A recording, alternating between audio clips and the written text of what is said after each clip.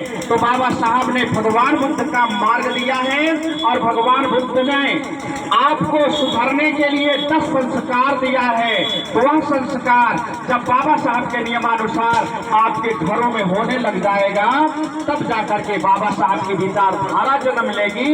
और जब विचारधारा जन्म लेगी तो ये आपको कहना नहीं पड़ेगा कि बाबा साहब का संविधान खतरे में है। तो बाबा साहब की जब विचारधारा आ जाएगी तो फिर संविधान की रचना करके बाबा साहब जो रचना किए हैं उसी तरह से उसको चलाने वाले पैदा हो जाएंगे विचारों के माध्यम से। तो आज आपको ऐसा ही संकल्प लेना होगा और ये संकल्प लेकर के आप माताओं बहनों अपने घरों में अपने संस्कार में परिवर्तन लाएंगे तो अवश्य ही बाबा साहब की विचारधारा आएगी। ऐसी भावनाओं के तहत मैं निवेदन करता हूँ, पताका वाले साथी आप कुछ समय के लिए पताका नहीं फोड़ेंगे और हमारी कम से कम 3 माताएं आ जाएं जो सबसे बुजुर्ग हैं इस गांव की।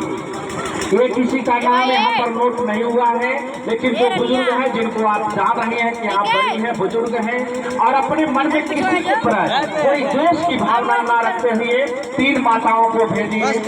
आवे यहाँ पर मोमबत्ती जलावे, अपने बच्चों के उज्जवल भविष्य की कामना करें। तो थोड़ा जल्दी आ जाए, 3 माता जी आ जाए जो उम्र दराज है, ज्यादा उम्र दराज। आवे जल्दी आ जाए, 3 लोग आवे। माता की 3 लोग आ जाइए, 1 लोग और आवे।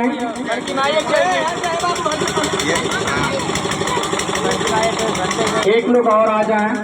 ये मोमबत्ती भगवान बुद्ध ने कहा, बाबा साहब ने कहा अपने माता पिता और बुजुर्गों का सम्मान करना चाहिए, तो माता जी के द्वारा मोमबत्ती जलाई जाए। तो आ जाए, 1 मोमबत्ती जला रही हैं। हाँ, 3 माताएं आ चुकी हैं। आप लोग 1-1 मोमबत्ती। ये मोमबत्ती जलाने का मतलब बहनों माताओं, मोमबत्ती जलती है, नष्ट होती है, हमें रोशनी देती है। तो हमें अपने जीवन में पहला दिन जला, आप लोग बोले साधु साधु साधु। मोमबत्ती जलकर नष्ट होती है, हमें रोशनी देती है। तो हमें अपने जीवन में ज्ञान का प्रकाश बिखेरते रहना चाहिए। ऐसा प्रत्येक जो ज्ञान के रूप में बाबा साहब हमारे बीच में स्थापित हो रहे हैं। तो ये माताएं 3 मोमबत्ती जलाई और